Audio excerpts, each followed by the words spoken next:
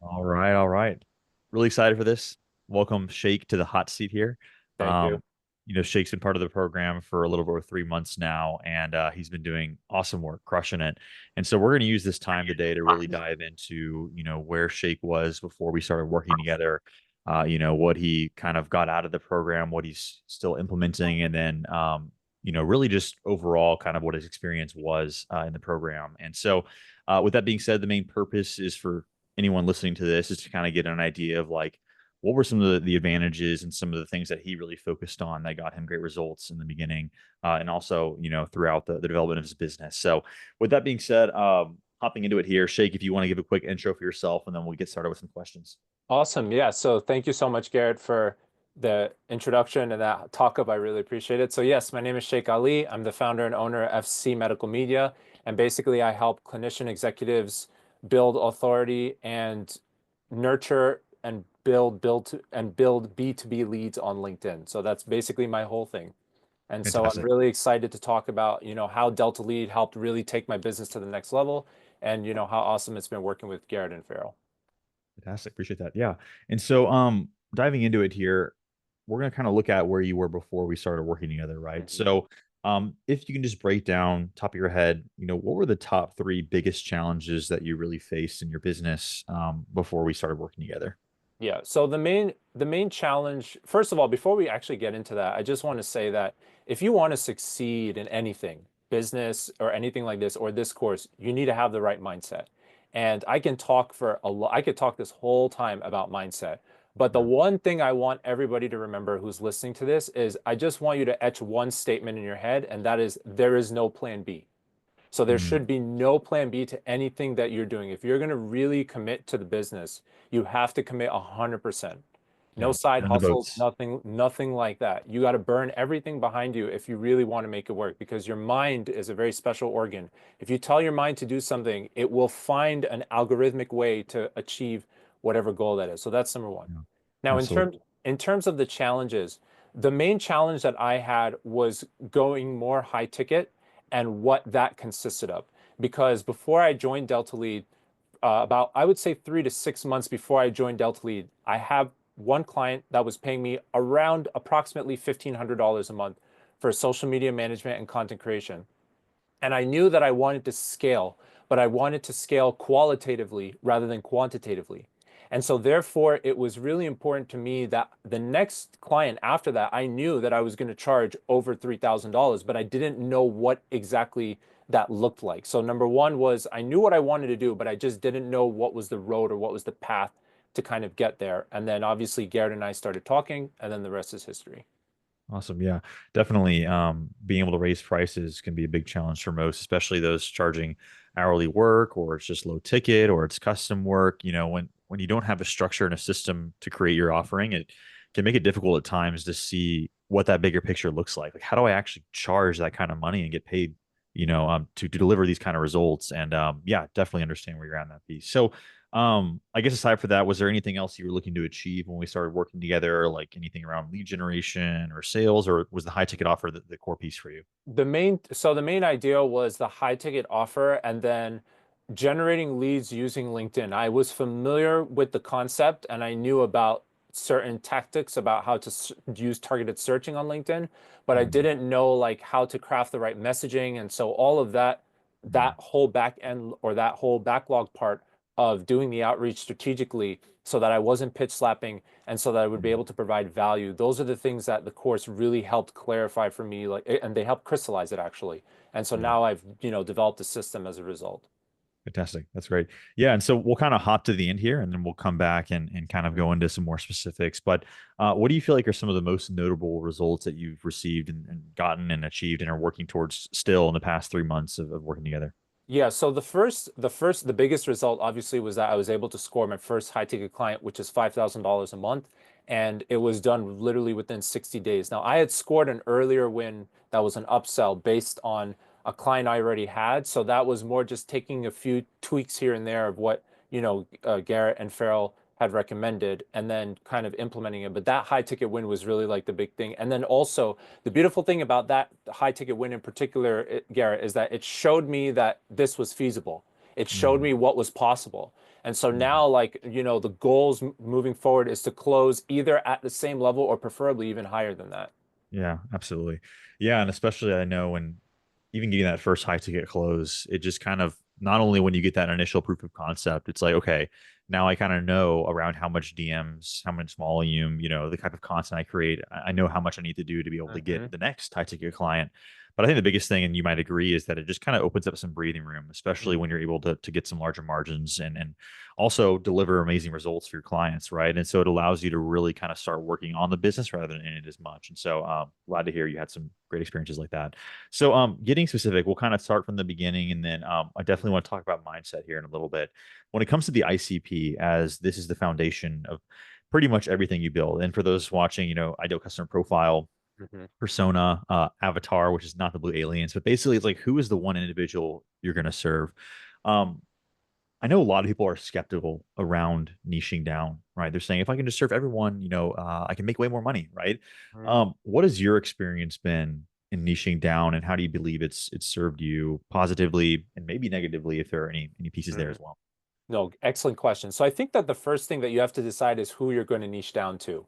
And there's actually a very easy process that any business owner who wants to level up on LinkedIn can use to decide, like, who's my niche. And it goes back to what are your strengths? If I were to take anybody here who's listening to this and ask them as a first grader, what's your favorite subject? Almost everybody has an answer. So there are Yeah, certain things that we gravitate towards. And for yeah, me, it was really leveraging my experience in healthcare because I was a medical student before I pivoted to, mhm, business.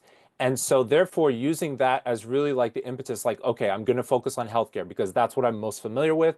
And so therefore that's what I'm going to focus on. Now, the question is, how did I narrow down to like my specific, clinician executive crowd? That was mhm, really a culmination of doing discovery calls, which we'll talk about, a little yeah, bit later. But in yeah, terms of the niching, I do believe that riches are in the niches. And I think that specifically with LinkedIn as a platform, you look at Alex Hormozy or any of the most prominent gurus, and they all say that LinkedIn is very hyper focused. It's just the mhm, nature of the platform. mhm, And so when you create your profile, it's really important to have that ideal customer profile in mind and really keep that, front and center. Everything that I do, every comment I make, every post I make is I'm always thinking about them, them, them, them, them. It's not about me. yeah, It's not about what I do. It's what I can do for them. And that's what's really absolutely. important to keep in mind. Yeah, talking clear outcomes, especially, and positioning yourself to talk to that specific niche. Let's say I'm someone that believes that I can go more broad and I can get way more business with more money. What would you Mhm. say to me, just pretty quickly, high level? Like, what would you say to kind of maybe shift some beliefs there?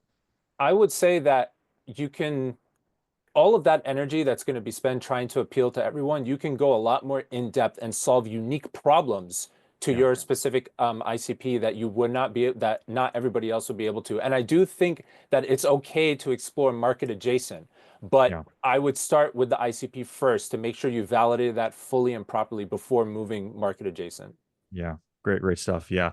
And totally when it comes to niching down, I mean, you're making it more clear that you're helping a specific individual, which will not only give you a competitive advantage, but also when you help those individuals, they're going to view you as more likely, like you're actually going to be able to help them and get them results. And when you get results for one niche, one ICP, that means those results can snowball to getting other clients as well. And so ton of benefits in niching down. And I'm glad to hear your experience has been great with that as well.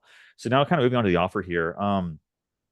Tell me just kind of briefly around some of the key components and maybe even some of the belief shifts that you had to essentially kind of 5x your prices, right? Going from Mhm. around 1,000 a month to 5,000. What were kind of some of the biggest shifts, beliefs, and key concepts that you kind of learned and implemented that allowed you to really do that effectively?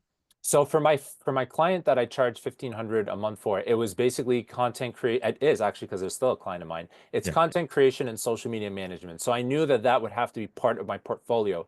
But I Hmm. knew that in terms of belief, I believed that I could charge the high ticket because it's really more about scale. So it's about, Absolutely. if somebody is a millionaire, if somebody makes $1 million a year, paying 5,000 a month is like drinking water. And so Right. for me, I didn't really have to do much belief shifting there, but for me, it was more about figuring out what other skills I could stack on, or what other service offerings I could stack on top of the social media management and the content creation.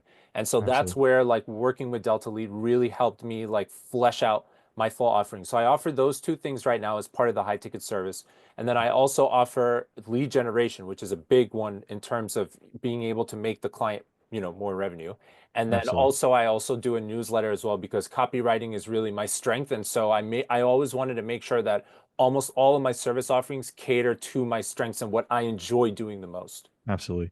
Yeah, it's really fantastic. You've been able to take not only a niche you're passionate about, clinician executives as you've had experience in the medical space yourself, but also what you're actually good at. And you're able to find the intersection between the Hmm. two, tap into an offer that's in demand already. And then naturally clients are going to show up with demand. Hmm. So it's fantastic, really fantastic work on your offering. I think if there's anything else around the offer, I think we're good on to touch on that for now.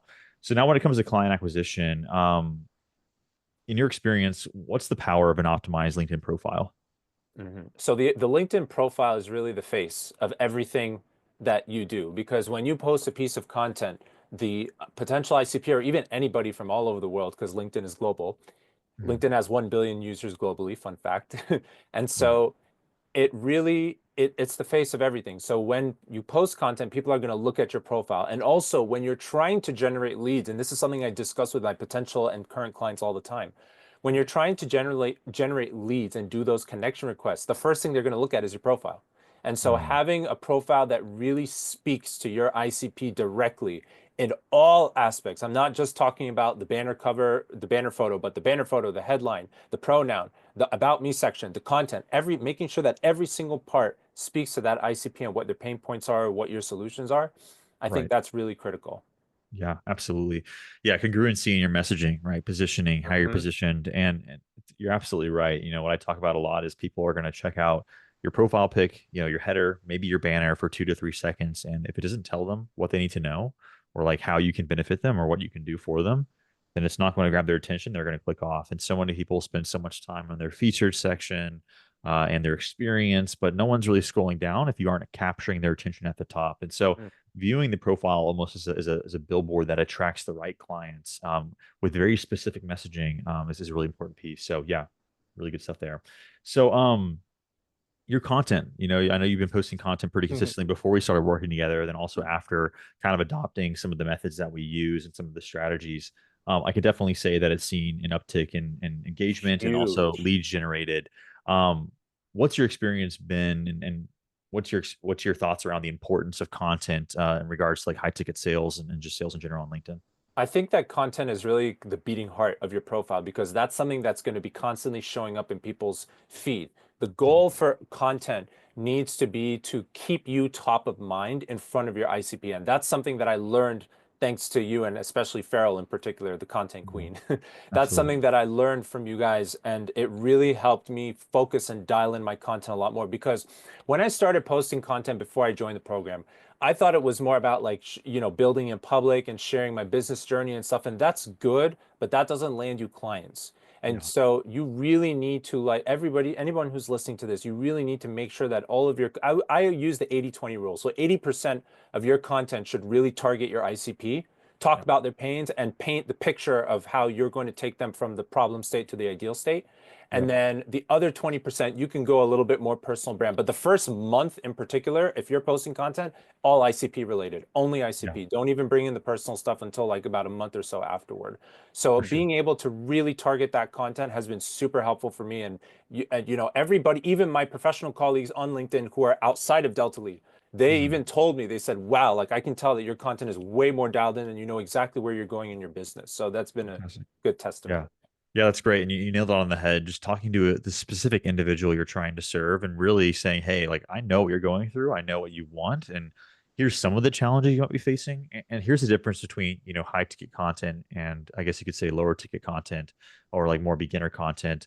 How to versus, like you said, really painting that emotional picture. I think a lot of people can get really sucked into kind of the Alex Hormozy style of like, here's how you do this. Here's exactly how I closed $10,000 in 30 days. And like, sure, that can give plenty of amazing value away.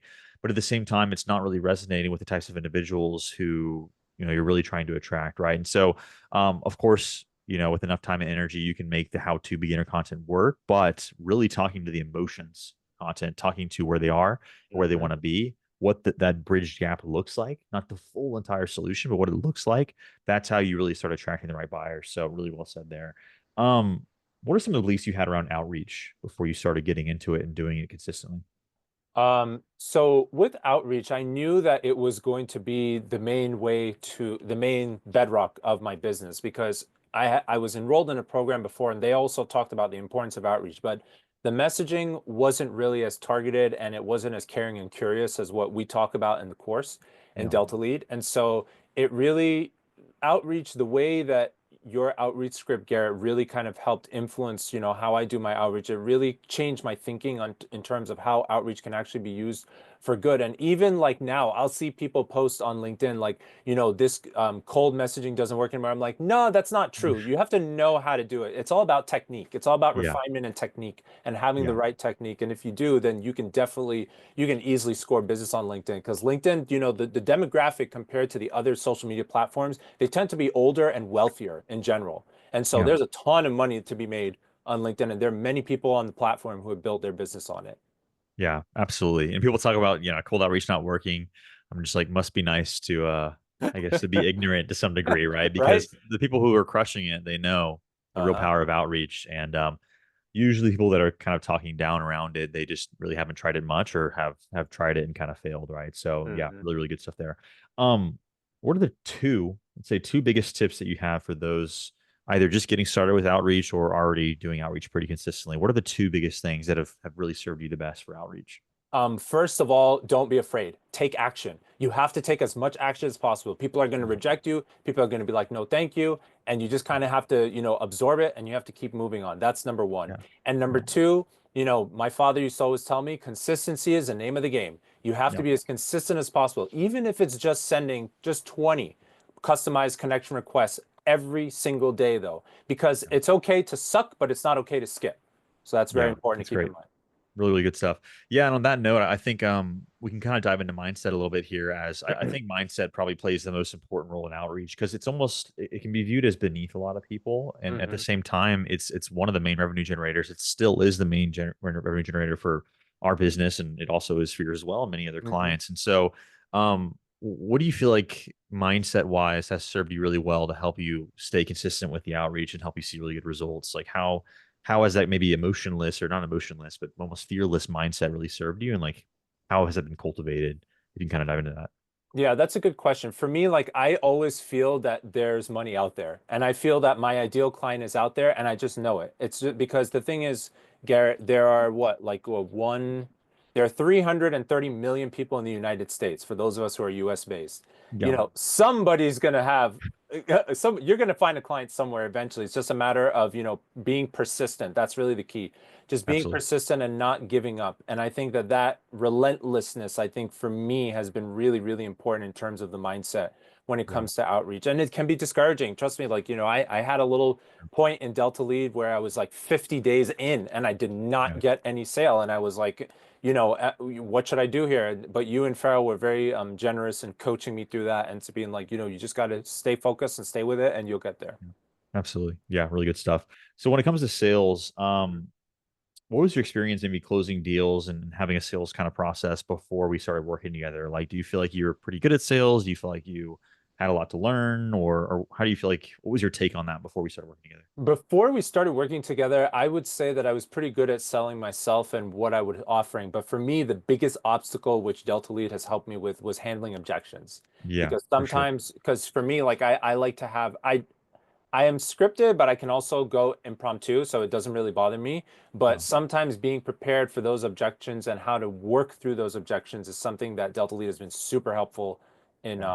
in really taking my skills when it comes to sales to the next level. Yeah. For sure. Yeah. I know for me, whenever I got really comfortable handling objections and going through the process we've laid out, it's given me a lot more confidence, conviction going into sales process, right? Mhm. How do you feel now about sales calls closing, knowing what you do now around objection handling? Like how does it make you feel going into these calls when you have them? It makes me feel a lot better because, with the high ticket, it's to be expected that unless you have a rigorous qualification criteria, that money is going to be one of the biggest objections. So you need to know how to really showcase your value and Yeah. really sell the value, and then also be prepared for that money objection and know how to handle it accordingly. Yeah. Yeah, So I feel a absolutely. lot more better going into the calls now. Fantastic. Yeah. What are your thoughts around the discovery phase, the future pace, consequences of inaction, like really building that gap for individuals? How has that impacted your sales process? So I think that the bigger that it's taught me through, through your coaching, Garrett, is that the bigger you can build that gap, the more likely they are to buy. Yeah, Because you've now like painted such a large gap between like the problem state and the ideal state that they're like, okay, I have no choice but to work with him or her. right, So that has been really, really instrumental in helping me close the sale. And that was the case with my high ticket client because the selling for that 5K was all on me.